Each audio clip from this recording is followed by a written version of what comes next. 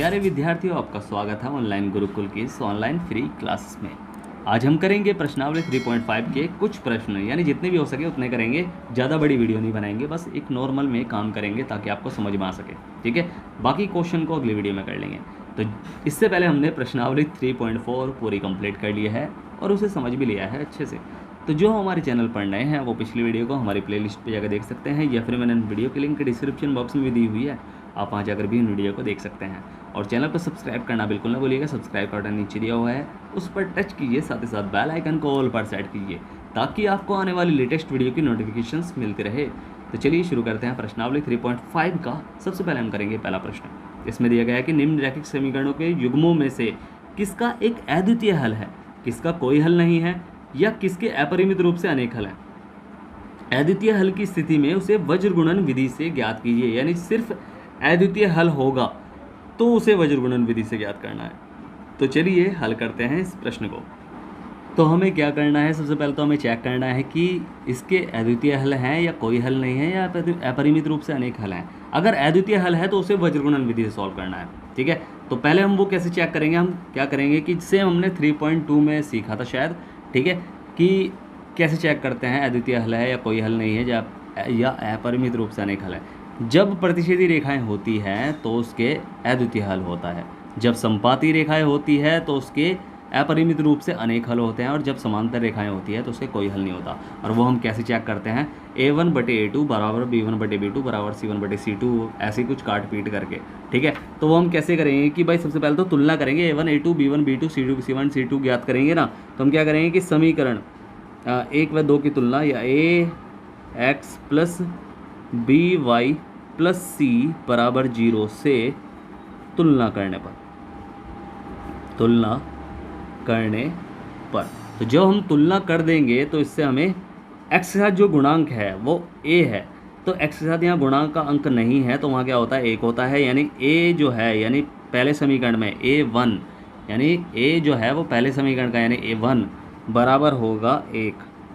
b1 हमारा क्या है भाई, जो y के साथ जो गुणा का अंक होता है वो b होता है, तो y के साथ जो गुणा का अंक है वो -3 है, तो माइनस का साइन भी लेना है। ठीक है, 3 है तो वो b1 हो गया। ऐसे c1 हमारा क्या हो जाएगा, -3 हो जाएगा। और ऐसे ही a2, अब दूसरे समीकरण में देखो, इसलिए 2 है, तो दूसरे समीकरण में a क्या है, 3 है, b2 क्या है, b2 हमारा है -9 और c2 हमारा है -2। अब इसे बटे के रूप में लिख लो कि 1/3 बराबर है क्या, -3/-9 के, और ये भी बराबर है क्या, -3/-2 के। ठीक है, तो 1/3 ये तो कट ही नहीं सकता, माइनस से माइनस कटा, और 3 एकम 3, 3 तिया 9, यानी ये तो बराबर है, और ये बराबर ये कट ही नहीं सकता, बस माइनस से माइनस ही कटेगा। तो हमें क्या पता चला कि 1/3 बराबर है 1/3 के, परंतु ये बराबर नहीं है 3/2 के, क्योंकि माइनस से माइनस हमने काट दिया। तो यानी a1/a2 बराबर है b1/b2 के, परंतु बराबर नहीं है c1/c2 के। और जब ऐसी कंडीशन होती है तो रेखाएं होती है समांतर और उसके कोई हल नहीं होता। तो इसलिए इसे लिख लेंगे कि अतः दिए गए समीकरण युग्म का कोई हल नहीं होगा। ठीक है, अगर अद्वितीय हल होता तो हम उसे वज्र गुणन विधि से सॉल्व करते हैं। ठीक है, तो सेम ऐसे चेक कर लेंगे अगले क्वेश्चन में भी। तो सेकंड में हमें दे रखा है कि 2x + y बराबर 5 और 3x + 2y बराबर 8 दे रखा है। इसे हम कैसे सॉल्व करेंगे, सेम वैसे ही करना है कि ax + by + c बराबर 0, या फिर बराबर c करके कर लेना, क्योंकि इस बार बराबर c की बस c जो है वो बराबर से उधर है, तो तब भी कोई दिक्कत नहीं होगी। ठीक है, चाहे आप इन दोनों को उधर लेके चले जाओ, 8 को इधर ले जाओ, माइनस का हो जाएगा, चाहे, क्योंकि फिर भी माइनस से माइनस कट जाएगा, क्योंकि ये भी 5 भी माइनस का हो जाएगा और 8 भी माइनस का हो जाएगा। जब c1/c2 रखेंगे तो माइनस से माइनस कटेगा ही, तो चाहे ऐसे भी कर लो। से तुलना करने पर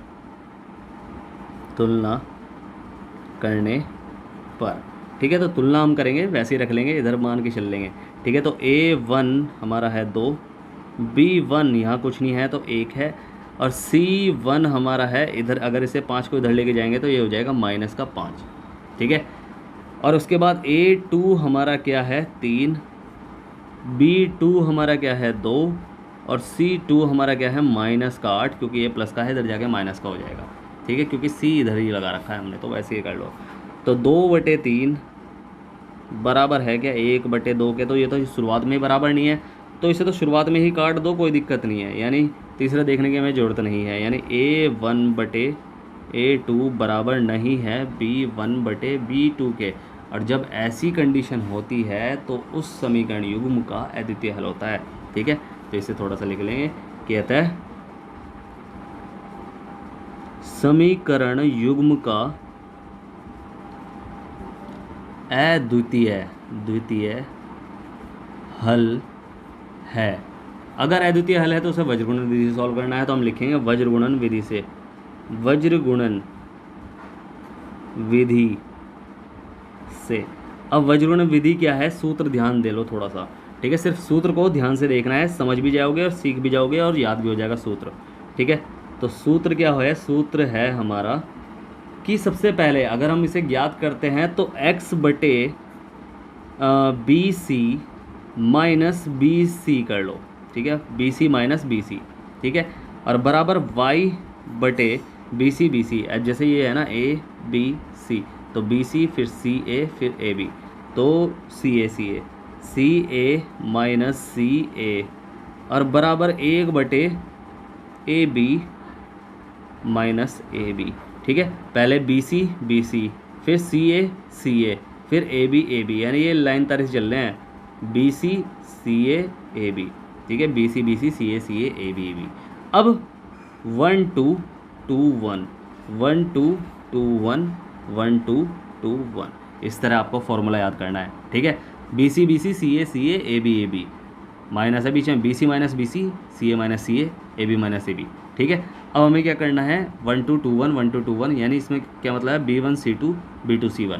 ठीक है, तो बस इसमें हमें मान रख लेना है, तो यानी x/B1 C2 सेम वही है, B1 यानी 1 और C2 हमारा क्या है B1 C2 यानी 1 मल्टीप्लाई -8, 1 मल्टीप्लाई -8, इसे ब्रैकेट में कर लो और माइनस का साइन B2 C1, तो B2 यानी 2 C1 हमारा -5, यानी 2 गुणा -5, तो इसे लिख लेंगे कि 2 गुणा -5।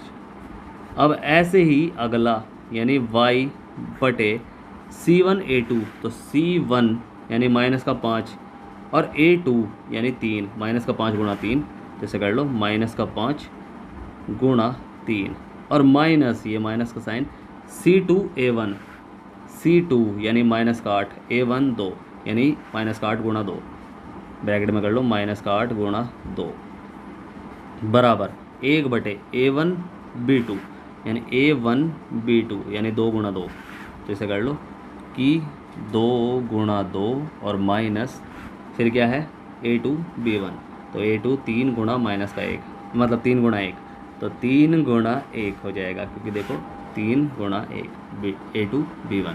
ठीक है, तो इस तरह हमने कर लिया। अब इसे सॉल्व कर लो, x/8 यानी -8 और माइनस 5 दूनी 10 यानी -10 हो जाएगा, बराबर y/5 3 15 यानी -15 और माइनस 8 दूनी 16 यानी -16 हो जाएगा, और बराबर 1/2 दूनी 4 -3 एकम 3 हो जाएगा। इसे सॉल्व कर लो कि x/-8 और माइनस प्लस का 10 हो जाएगा, और बराबर y/-15 और माइनस प्लस 16 हो जाएगा, और बराबर 1/4 में से 3 गया तो 1 ही बचेगा। अब इसे और सॉल्व कर लो अच्छे से, तो ये हो जाएगा x/उल्टे चिन्ह घट जाएंगे, 10 में से 8 गया तो 2 बचेगा, और बराबर y/उल्टे चिन्ह घट जाएंगे, तो 16 में से 15 गए तो 1 ही बचेगा, और बराबर 1/1। अब सेम ऐसे ही करना है कि इसके बराबर इसे रख लो और फिर इसके बराबर इसे रख लो, तो ये हम क्या करेंगे सेम वैसे ही करेंगे। ध्यान से देखना, पहले इसके बराबर इसे रख लो, तो हम क्या करेंगे कि x/2 बराबर 1/1 वज्र गुणा कर लो, तो ये हो जाएगा x की 1 में गुणा, x ही कम x और 2 ही कम 2, तो x बराबर निकला है 2। ठीक है, अब ऐसी चाहे यही कर लूँ, कैसे यही कर लो तो थोड़ा आसानी रहेगी। ठीक है, तो यही कर लो, चलो एक लाइन खींच देता हूँ इसे, ठीक है। एक्स बराबर इसके बराबर है, पहले तो ये इसके बराबर पहले तो ये रखा था, ठीक है, इसके बराबर पहले ये रखा था, अब इसके बराबर ये रख लो, ठीक है। यानी y बटे 1 बराबर 1/1, तो क्रॉस मल्टीप्लाई, तो y एकम y यानी y बराबर 1 एकम 1 हो जाएगा। तो y का मान 1, y का मान 1 निकला है, x का 2 निकला है, तो बस यही हमारे आंसर हैं, ये दोनों ही हमारे आंसर हैं। और इस तरह हमें याद करना है, ठीक है। समझ में आया ना? कोई भी डाउट रह जाए मन में तो पूछ लेना, मैंने डिस्क्रिप्शन बॉक्स में टेलीग्राम, इंस्टाग्राम, व्हाट्सअप तीनों की लिंक दे रखी है, ठीक है। तो अब करते हैं इसका तीसरा। तो सेम वैसे ही करना है, पहले हमें ज्ञात करना है कि इसके कैसे हल होंगे। तो हमें क्या करना है कि ax plus B Y plus C बराबर 0 से तुलना करने पर, क्योंकि कोई भी द्विघात समीकरण इस रूप में होता है, ax plus B Y plus C के बराबर होता है करने पर, तुलना करने पर। तो यानी a1 हमारा हो जाएगा, x का जो गुणांक है 3 है, b1 हमारा हो जाएगा 5 वो भी माइनस का, और c1 हमारा हो जाएगा 20 वो भी माइनस का, क्योंकि c इधर ले जाओ तो c1 हो जाएगा, ठीक है। सेम वैसे ही करना है, कोई गलती नहीं करनी, बिल्कुल भी कोई दिक्कत होने की भी नहीं वैसे भी, ठीक है। तो बिल्कुल भी कोई टेंशन मत लेना फालतू की, ठीक है। तो हम क्या करेंगे कि इसमें ऐसे ही a2 ज्ञात करेंगे तो 6 हो जाएगा, b2 हम ज्ञात करेंगे तो ये हो जाएगा माइनस का 10, और c2 ज्ञात करेंगे तो माइनस का 40 हो जाएगा, ठीक है। तो इसे क्या करेंगे कि 3/6 बराबर माइनस का 5 बटे माइनस का 10 बराबर माइनस का 20 बटे माइनस का 40। तो 3 एकम 3, 3 दूनी 6, माइनस से माइनस कटा, माइनस से ये भी माइनस कटा, 5 एकम 5, 5 दूनी 10, 20 एकम 20, 20 दूनी 40। तो यानी तीनों मान क्या आ रहे हैं, 1/2 बराबर 1/2 बराबर 1/2। तो ये तो संपाती रेखाएं हैं।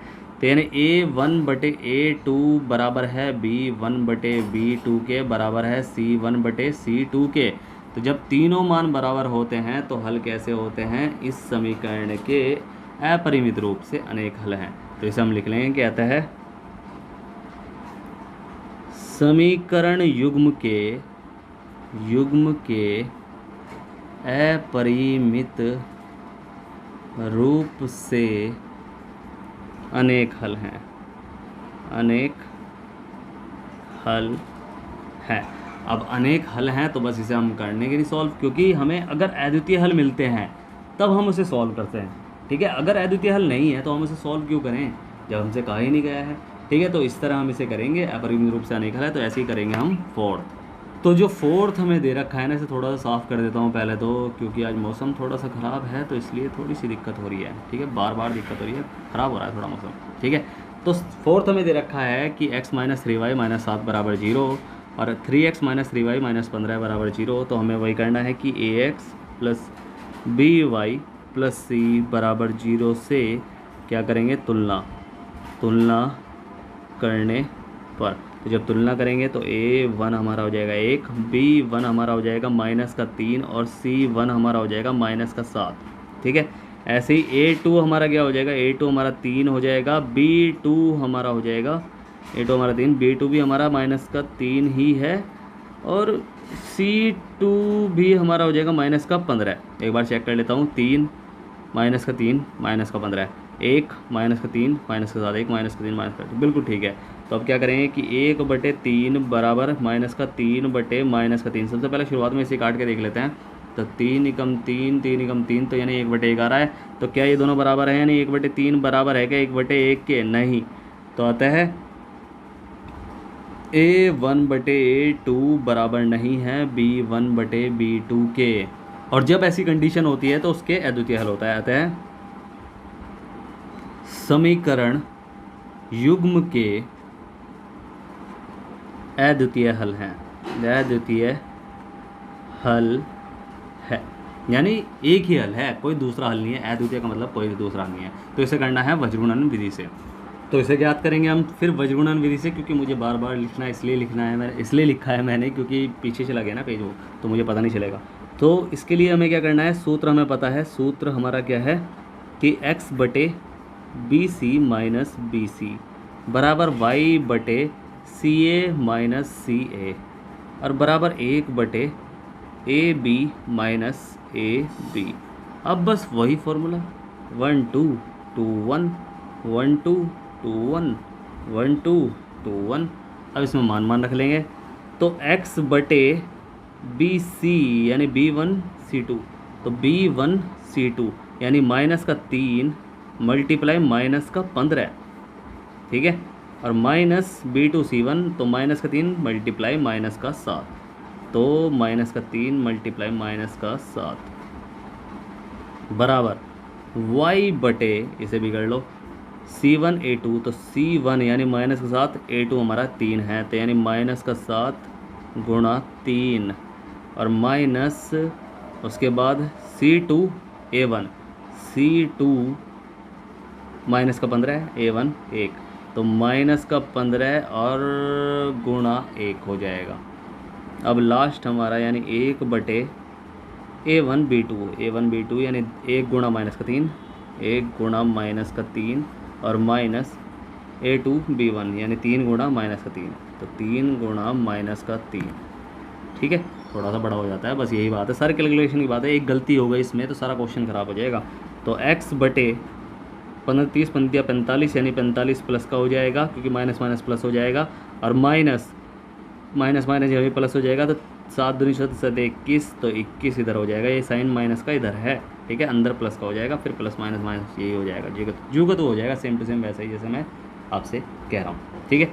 अब ऐसे ही बराबर y बटे 7 या 21 यानी माइनस का 21 और माइनस 15 एकम 15 यानी माइनस का 15 ही रहेगा ये, और बराबर 1 बटे 3 एकम 3 यानी माइनस का 3 और माइनस 3 तिया 9 यानी माइनस का 9 रहेगा ये। अब इसे और सॉल्व कर लेंगे तो ये हो जाएगा x बटे 45 में से 21 गए, जब 21 गए तो यहाँ बचेगा 4 और 2 यानी 24 बचेगा, और बराबर y बटे 21 माइनस का 21 और माइनस माइनस हो जाएगा प्लस 15, और बराबर 1 बटे माइनस का 3 तो है ही, यहाँ माइनस माइनस प्लस हो जाएगा तो 9 हो जाएगा। इसे सॉल्व कर लेंगे और हम, तो ये हो जाएगा x बटे 24 बराबर y बटे 15 16 17 18 19 20 21 यानी 6 बचेगा, वो भी माइनस का है क्योंकि 21 बड़ा है, ठीक है, माइनस का 21 बड़ा नहीं है, सिर्फ 21 बड़ा है, उसके साथ साइन माइनस का है, ये हम चेक करने के लिए करते हैं, ये हम शॉर्टकट तरीका है, ये माइनस का प्लस का चिन्ह याद रखने का, उल्टे चिन्ह घट जाएंगे, 9 में से 3 गया बचे 6, वो भी प्लस का क्योंकि 9 बड़ा है, ठीक है। अब वही सेम टू सेम x वाले पद को एक बार आखिरी पद के साथ रखना है, फिर y वाले पद को एक बार आखिरी पद के साथ रखना है, तो पहले x वाले पद को यानी x बटे 24 बराबर 1 बटे 6, तो वज्र गुणा करेंगे तो ये हो जाएगा 6x बराबर 24, तो x बराबर 24 बटे 6, 6 चौक 24, तो x बराबर 4 निकल के आया है, ठीक है। अब ऐसे ही इसे थोड़ा सा यहीं खींच लो, ठीक है, यहीं कर लो। अब y बटे माइनस का 6 बराबर 1 बटे 6, तो ये हो जाएगा क्रॉस मल्टीप्लाई, तो 6y बराबर माइनस का 6 एकम माइनस का 6, तो y बराबर माइनस का 6 बटे 6, तो कटेगा 6 एकम 6, तो y बराबर आया है माइनस का 1, यानी x बराबर 4 और y बराबर माइनस का 1, यही हमारा आंसर है, ठीक है। समझ में आया? कोई भी डाउट रह जाए मन में तो पूछ लेना, मैंने डिस्क्रिप्शन बॉक्स में टेलीग्राम इंस्टाग्राम व्हाट्सअप तीनों की लिंक दे रखी है, ठीक है। अब करते हैं इसका अगला प्रश्न यानी दूसरा। तो दूसरा हमें दिया गया है कि a और b के किन मानों के लिए निम्नलिखित रैखिक समीकरणों के युग्मों के अपरिमित रूप से अनेक हल होंगे, ठीक है। अपरिमित रूप से अनेक हल कब होते हैं? जब रेखाएं संपाती हो, और संपाती कब होती है? जब a1 बटे a2 बराबर हो, b1 बटे b2 बराबर हो, c1 बटे c2 यानी तीनों मान बराबर हो, ठीक है। तो हमें क्या करना है कि ax, पहले ax प्लस by बाद में करेंगे, पहले से सही रूप में लिख लो। चलो एक काम कर लो कि 2x और प्लस 3y और माइनस 7 बराबर 0, ये हमारा पहला समीकरण मान लो, ठीक है। ऐसे ही क्या हो जाएगा कि a माइनस बी एक्स और plus a plus B Y, और फिर माइनस 3a माइनस बी और प्लस 2 बराबर 0, सब के चिन्ह बदल गए, प्लस का है माइनस का हो गया, प्लस का है माइनस का हो गया, और माइनस का है प्लस का हो गया, ठीक है। तो ये हमारा दूसरा समीकरण। अब ax plus B Y plus C बराबर 0 से क्या करेंगे? तुलना करने पर। क्यों? क्योंकि सब चीज़ बराबर है हमारी, क्योंकि इसमें क्या रखा है? अपरिमित रूप से अनेक हल हैं इनके, तुलना करने पर तो क्या हो जाएगा? a1 हमारा हो जाएगा 2, b1 हमारा हो जाएगा 3 और c1 हमारा हो जाएगा माइनस का 7, ठीक है। उसके बाद हमारा क्या है कि A2 हमारा क्या हो जाएगा, एक्स के साथ जो गुणांक है वो A2 है, तो यानी एक्स के साथ जो भी बचा कुचा है वो A2 है, यानी A माइनस बी, ठीक है। और B2 हमारा क्या है, जो y के साथ है, तो यानी A प्लस बी, और बराबर मतलब सॉरी, और C2 हमारा क्या है, C2 हमारा बाकी y के बाद जो भी बचा कुचा है वो C2 है, यानी माइनस का 3A माइनस का b और प्लस 2, ये हमारा पूरा का पूरा C2 है। अब जो प्रश्न में हमसे कह रखा है कि अपरिमित रूप से अनेक हल होने की क्या स्थिति होती है, इसे हम लिख लो कि अपरिमित रूप से अनेक हल, हमें कह रखा है प्रश्न में अपरिमित रूप से अनेक हल है, इसके अपरिमित रूप से अनेक हल होने की स्थिति। तो इसमें क्या है, इसमें हमें पता चलता है कि हम A1/A2 बराबर होता है B1/B2 के बराबर होता है C1/C2 के, यानी 2/A2 यानी A माइनस बी बराबर है B1/B2 यानी 3/A प्लस बी और बराबर है C1/C2 यानी माइनस का 7 माइनस का 3A माइनस का B और प्लस का 2, ये है। यानी इसकी हमने पूरी स्थिति याद कर ली है, लिख ली है हमने स्थिति पूरी की पूरी इसकी। अब इसे थोड़ा सा एक बार और साफ़ कर देता हूँ ताकि आपको समझ में आए कुछ क्वेश्चन, अंधेरे में नहीं करना, ठीक है। तो ये हमारा हो गया क्लियर। अब हमें क्या करना है, सेम आपको पता है ना वज्रगुणन विधि में हम क्या करते हैं, ये तीनों मान बराबर हैं, तो तीनों मान बराबर हैं तो पहले इसके बराबर इसे रख लो, फिर इसके बराबर इसे रख लो, दोनों बराबर वही हो जाएंगे, यानी A1/A2 को C1/C2 के बराबर कर लो, सेम वज्रगुणन विधि की तरह। तो कि पहले इसके बराबर इसे फिर इसके बराबर इसे, तो यानी 2/A माइनस बी बराबर 7, वो भी माइनस का बटे माइनस का 3A माइनस बी प्लस का 2, कर लो इसे सॉल्व।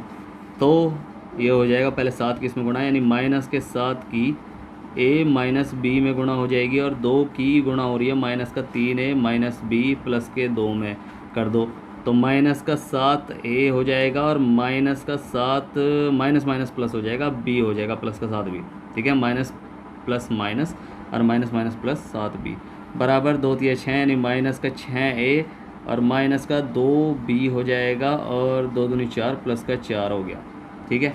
अब इसे और सॉल्व कर लेंगे तो ये हो जाएगा पहले माइनस का 7A और ये हो जाएगा प्लस का 6A, A को A के पास ले जाओ, प्लस का 7B पीछे है यहाँ, उसके बाद इसके पास B वाला ले जाओ, प्लस का 2B हो जाएगा, और प्लस बराबर 4 अकेला छोड़ दो, क्यों, 2 चर वाले समीकरण बन गया अब ये। तो ये हो जाएगा, उल्टे चिन्ह घट जाएंगे, माइनस का A बचेगा, और ये क्योंकि देखो 7 6 में से 7 गया 1 बचेगा, तो यानी 1 ही है यहाँ, और प्लस 7 और 2 9B हो जाएगा, 9B है ये, ठीक है, 9B हो जाएगा और बराबर 4। ये हमारा कौन सा समीकरण है, ये हमारा पहला समीकरण है, ठीक है, फर्स्ट समीकरण कह सकते हैं इसे। अब ऐसे ही अगली बार हम क्या करेंगे कि 3/A प्लस बी को इसके बराबर रखेंगे, चाहे इसे यहीं रख लो, अभी जगह है, तो ये हो जाएगा, यानी पहला समीकरण हमारा बन गया, तो 3/A प्लस बी को माइनस का 7 बटे माइनस का 3A माइनस बी प्लस 2 के बराबर रख लो, मल्टीप्लाई क्रॉस, माइनस के 7 किसमें मल्टीप्लाई, तो माइनस का 7A हो जाएगा, माइनस प्लस माइनस का 7B हो जाएगा, और इधर हो जाएगा 3 3 9, यानी माइनस का 9A हो जाएगा, और 3B माइनस का 3B हो जाएगा, और प्लस 3 दूनी 6 हो जाएगा। इसे सॉल्व करेंगे तो माइनस का 7A माइनस प्लस हो जाएगा, ये प्लस का 9A हो जाएगा, और ये माइनस का 7B, और ये इधर जाके प्लस का 3B हो जाएगा, और बराबर 6 चल रहा है। अब इसके लिए थोड़ी सी जगह बना लेता हूँ मैं, ठीक है, क्योंकि जगह बच नहीं रही है, तो मैं थोड़ा सा, क्योंकि बाद में गड़बड़ हो जाएगी ना, आप कहोगे कि कैसे कैसे करा, तो उल्टे चिन्ह घट जाएंगे, तो ये हो जाएगा 2A, और ये भी उल्टे चिन्ह घट जाएंगे, तो 7 में से 3 गया तो बचेगा 4, तो माइनस का 4B बराबर 6 हो गया है, ठीक है। एक बार देख लेता हूँ, 9 7 8 9 बिल्कुल सही है, प्लस का बचा, उल्टे चिन्ह है घट जाएंगे, तो माइनस का बचा, 7 में से 3 गया, 4B हो जाएगा, और प्लस का 6 है, तो ये हमारा सेकंड समीकरण, फर्स्ट और सेकंड। तो सेकंड समीकरण के और फर्स्ट समीकरण में किसी भी एक चर का मान समान कर लो, तो फर्स्ट समीकरण में किसकी गुणा करें कि एक चर का मान समान हो जाए, 2a बना दो इसका भी, तो 2a बना दो। तो पहले समीकरण में 2 की गुणा करने पर तो हम क्या लिखेंगे कि समीकरण 1 में 2 की गुणा करने पर, तो पहले समीकरण नंबर 1 उतारो, क्या था कि माइनस का a प्लस का 9b और फिर बराबर 4 था। ठीक है, तो माइनस का a प्लस का 9b और बराबर 4 था, और बस हमने क्या करना है, 2 की गुणा करनी है, तो माइनस का 2a हो जाएगा प्लस का 9 दूनी 18b हो जाएगा और बराबर 4 दूनी 8 हो जाएगा। ठीक है, तो बस ये हमारा थर्ड समीकरण है। अब एक चर का मान हमने समान कर लिया है, तो समीकरण 1 और मतलब वही समीकरण 2 और 3 को उतारो, तो पहले तीसरा ये है माइनस का 2a, छोटा सा गैप देकर। ठीक है, क्योंकि 2 चर वाले रैखिक समीकरण युग्म हम किस तरह सॉल्व करते हैं, विलोपन विधि से कर रहा हूँ। 18b बराबर 8, और उसके बाद ये है हमारा कि 2a प्लस माइनस a, ठीक है, माइनस 4b बराबर 6। तो ये है जिस चर का मान हमने समान किया है, उसके साइन देखो उल्टे साइन है, तो सीधा हमें लिखना है कि समीकरण सेकंड व थर्ड को जोड़ने पर, तो जब हम जोड़ेंगे तो ये तो कट जाएगा, ये कट गया, तो बस हम क्या करेंगे, 18 में से ये उल्टे चिन्ह है, एक प्लस का है एक माइनस का है, 18 में से 4 गए तो बचेगा क्या, 14b बराबर 8 और 6, ये भी 14 बचेगा। ठीक है, तो b बराबर 14/14 यानी कट जाएगा 1 पर, यानी b का मान हमारा निकला है 1। और ऐसे ही b का मान समीकरण किसी में भी रख लो, 1 में रख रहा हूँ, 1 में रखने पर, तो जब समीकरण नंबर 1 में रखेंगे तो यानी माइनस का a प्लस 9b बराबर 4, तो माइनस का a प्लस 9 गुणा b हमारा 1 है बराबर 4, तो माइनस का a प्लस 9 बराबर 4, तो माइनस का a बराबर 4 माइनस 9, तो 9 में से 4 गए, ये a है और ये 9 है। ठीक है, तो माइनस का a बराबर 4 में से 9 गए, 9 में से 4 गए, बचा 5, तो भी माइनस का, तो माइनस से माइनस कटा, तो a बराबर 5 निकला है और b बराबर हमारा निकला है 1। तो बस यही इसका आंसर है कि अगर a बराबर 5 रखें और b बराबर 1 रखें तो इस समीकरण युग्म के अपरिमित रूप से अनेक हल होंगे। ठीक है, समझ में आया ना। तो ऐसे इसका करेंगे हम सेकंड। तो सेकंड में भी जो हमें दे रखा है वो उतार लो। तो सेकंड हमें दे रखा है कि किस मान के लिए निम्न रैखिक समीकरणों के युग्मों का कोई हल नहीं होगा। कोई हल कब नहीं होगा, जब a1/a2 बराबर हो b1/b2 के, परंतु c1/c2 के बराबर ना हो। ये समीकरण आपको याद करने पड़ेंगे, ये रूल आपको याद करने पड़ेंगे, तभी आपका काम बिल्कुल सही होगा। ठीक है, पहले से सही रूप में लिख लेंगे कि 3x प्लस वाई माइनस 1 बराबर 0, ये हमारा पहला समीकरण। ठीक है, फिर हो जाएगा कि 2k minus 1 bracket x plus k minus 1 y और माइनस 2k और माइनस 1 बराबर 0, ये हमारा सेकंड समीकरण। तो हम क्या लिखें कि ax plus by plus c बराबर 0 से तुलना, यानी कंपेयर करने पर, तुलना क्यों कर रहे हैं, क्योंकि हमें दे रखा है प्रश्न में कि इसके कोई हल नहीं होगा, तब हमें इसके k का मान ज्ञात करना है।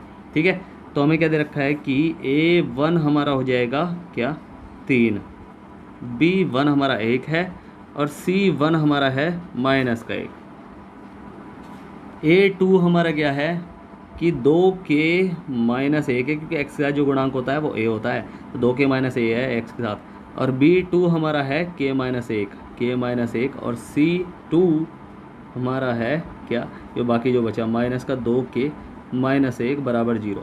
अब जो अपरिमित रूप से अनेक हल होते हैं ना, अपरिमित रूप से अनेक हल नहीं, इसमें तो कोई हल नहीं होगा। कोई हल न होने की स्थिति, तो स्थिति क्या है उसकी कि a1/a2 बराबर होता है b1/b2 के, परंतु c1/c2 के बराबर नहीं होता। यानी इससे हमें क्या पता चला कि a1/a2 बराबर है b1/b2 के, यानी दोनों बराबर हैं ये, तो हम सिर्फ इन दोनों को ही बराबर रखेंगे, इसका कोई मतलब नहीं, क्योंकि ये बराबर था ही नहीं। तो हम क्या करेंगे कि 3/2k माइनस 1 बराबर है 1/k माइनस 1 के, यानी b1/b2 के। ठीक है, तो बस इसका मान हमें क्या करना है, क्रॉस मल्टीप्लाई कर लो। 3 की मल्टीप्लाई हो रही है k माइनस 1 से और 1 की मल्टीप्लाई हो रही है 2k माइनस 1 से। तो इसे सॉल्व कर लो तो 3k माइनस 3 कम 3 हो जाएगा और बराबर 1 यानी 2k माइनस 1 ही रहेगा। अब 3k माइनस 2k बराबर माइनस का 1 उधर और संख्या को संख्या के पास यानी प्लस का 3। ठीक है, तो 3k में से 2k गया, बचा क्या, k ही बचा, यानी 1k कहो चाहे k कहो बात एक ही है, और बराबर 3 में से 1 गया 2 बचा है। ठीक है, तो k का मान हमारा क्या निकला है 2। तो बस यही हमारा आंसर है कि k का मान अगर हम 2 रखेंगे तो इस समीकरण युग्म का कोई हल नहीं होगा। ठीक है, अब इसका आज का थोड़ा सा लास्ट क्वेश्चन कर लेते हैं, ये बहुत हो गया क्योंकि ज़्यादा बड़ी वीडियो बन जाएगी। तो तीसरा करते हैं फटाफट। तो तीसरा हमें दिया गया है कि निम्नलिखित समीकरणों के युग्मों को प्रतिस्थापन एवं वज्रगुणन विधि से हल कीजिए। किस विधि को आप अधिक उपयुक्त मानते हैं, ये आपको चेक करना है कि कौन सी विधि सबसे बेस्ट लग रही है आपको। ठीक है, आप किसी भी एक विधि से महारत हासिल कर सकते हैं। ठीक है, कोई भी एक विधि आपकी परफेक्ट बढ़िया और आप उसमें परफेक्ट हो सकते हैं। ठीक है, कोई दिक्कत मत मानना उसमें। तो हम क्या करेंगे, सबसे पहले प्रतिस्थापन विधि से करते हैं। प्रतिस्थापन विधि से दोनों विधि आप पे समझ में आ चुकी है, विलोपन विधि, प्रतिस्थापन विधि। अब वज्रगुणन विधि की बारी है बस। ठीक है, तो उसमें क्या होता है, एक चर का मान दूसरे चर के पदों में हम ज्ञात करते हैं। तो हम क्या करेंगे, समीकरण 1 से कर लो। समीकरण 1 से तो ये समीकरण 1 क्या है कि 8x प्लस 5y बराबर 9 है। तो 8x बराबर 9 माइनस 5y और x बराबर 9 माइनस 5y बटे 8 हो जाएगा। ये हमारा तीसरा समीकरण मान लो इसे। ठीक है, अब इस x का मान जिस समीकरण से हमने निकाला है उससे दूसरे समीकरण में रख लो कि x का मान समीकरण 2, क्योंकि 1 से निकाला तो 2 में रखेंगे, समीकरण 2 में रखने पर तो हम रखेंगे तो क्या हो जाएगा, समीकरण 2 उतारो कि 3x प्लस 2y बराबर 4 है। तो इसमें x की जगह क्या रखना है, ये रखना है, यानी 9 माइनस 5y। तो 3 ब्रैकेट 9 माइनस 5y बटे 8 और प्लस 2y बराबर 4। क्रॉस बाई कट तो सकता ही नहीं है, तो काट बस मल्टीप्लाई कर दो। 9 8 तो 27 माइनस 5 थी अब 15 y बटे 8 प्लस 2y बराबर 4। तो इसे सॉल्व कर लो, बटे में 1 लगा लो, एलसीएम ले लो, 8 आ जाएगा एलसीएम। 8 से 8 कटा, 1 की मल्टीप्लाई होगी, 1 से 8 कटा 8 की मल्टीप्लाई होगी, तो ये हो जाएगा 27 माइनस 15y और प्लस 8 दूनी 16y बराबर 4। अब यहाँ बटे में रख लो, जब इधर बटे में तो इधर भी रख लो, क्रॉस मल्टीप्लाई कर दो तो 8 की 4 में हो जाएगी, 8 चौक 32, तो ये हो जाएगा 27। और ये y को y के साथ सोल्व कर लो, 15 और 16, यानी 16 में से 15 गए क्योंकि उल्टी चिन्ह है, 16 में से 15 गए तो एक y बचा, यानी y ही बचा, यानी प्लस का y और बराबर 8 चौक 32 हो जाएगा। ठीक है, तो y बराबर 32 माइनस 27 हो जाएगा और 27 28 29 30 32, यानी y बराबर बचा है 5। अब इस y का मान किसी भी समीकरण में रख लो कि y का मान समीकरण किसी में भी रख लो, 1 में रखने पर, 2 में रख लो, नहीं 1 में रख लो, चलो 1 में रख लो, किसी में भी रख लो। अब तो 1 में रखने पर तो 8x प्लस 5y बराबर 9 है। तो 8x प्लस 5 गुणा 5 बराबर 9, तो 8x बराबर 25 बराबर 8x प्लस 25 बराबर 9, तो 8x बराबर 9 माइनस 25 और बस इसे कर लेंगे उल्टे, घट जाएगा, तो ये हो जाएगा 25 में से 9 गए तो 16 बचेगा, यानी 8x बराबर 16 और बस इसे थोड़ा यहीं कर लो, तो x बराबर 16, वो भी माइनस का है ये क्योंकि 25 बड़ा है, तो माइनस का 16 बटे 8 हो जाएगा, 8 दूनी 16, तो x बराबर माइनस का 2 आया है और y बराबर 5 आया है। यही इसका आंसर है। ठीक है, समझ में आया ना, y बराबर 5, x बराबर माइनस 2 निकला। अब इसे करेंगे कौन से विधि से, वज्रगुणन विधि से। तो इस बार समीकरणों को मैंने थोड़ा सा अरेंज कर लिया है क्योंकि वज्रगुणन विधि में C A B C ज्ञात करने पड़ते हैं हमें। तो हमें क्या करना है कि हमने इसे 9 इधर था, इधर लेके माइनस के लिए आए हम। तो हमें वज्रगुणन विधि क्या होती है, वही B C B C A B A B C A C A। ठीक है, तो हमें A B C ज्ञात करने पड़ेंगे, यानी AX plus BY plus C बराबर 0, इतना दूर हो गया, बराबर 0 से तुलना करने पर। तो जब हम तुलना करेंगे तो A1 हमारा हो जाएगा 8, B1 हमारा हो जाएगा 5, C1 हमारा हो जाएगा -9, A2 हमारा हो जाएगा 3, B2 हमारा हो जाएगा 2 और C2 हमारा हो जाएगा 4, वो भी माइनस का। अब वज्रगुणन विधि, तो वो विधि क्या है कि x बटे, यानी सूत्र क्या है कि x बटे BC माइनस BC बराबर y बटे CA माइनस CA और बराबर 1 बटे AB माइनस AB। ये चीज़ आपको याद रखनी है। तो 1 2 2 1 1 2 2 1 1 2 2 1। अब क्या करना है, बस सॉल्व कर दो इसे, फटाफट कर दो कि B1 C2, तो B1 C2 5 की माइनस के 4 में गुणा, यानी x बटे 5 गुणा माइनस का 4 और माइनस B2 C1 यानी 2 गुणा माइनस का 9, यानी 2 गुणा माइनस का 9 बराबर y बटे C1 A2, तो C1 माइनस का 9 A2 यानी 3, यानी माइनस के 9 की गुणा हो रही है 3 में।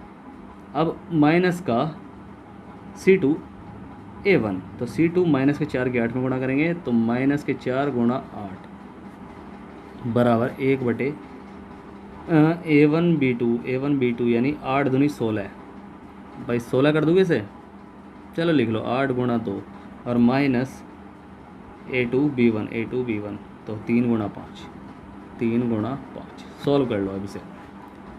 x बटे 5 चौक 20 यानी माइनस का 20 और माइनस 9 दूनी 18 यानी माइनस का 18 हो जाएगा बराबर y बटे 9 दूनी 18 तो 27 यानी माइनस का 27 हो जाएगा, माइनस 8 दूनी 8 चौक 32 हो जाएगा, यानी माइनस का 32 हो जाएगा बराबर 1 बटे 8 दूनी 16 हो जाएगा, माइनस 5 तिया 15 हो जाएगा।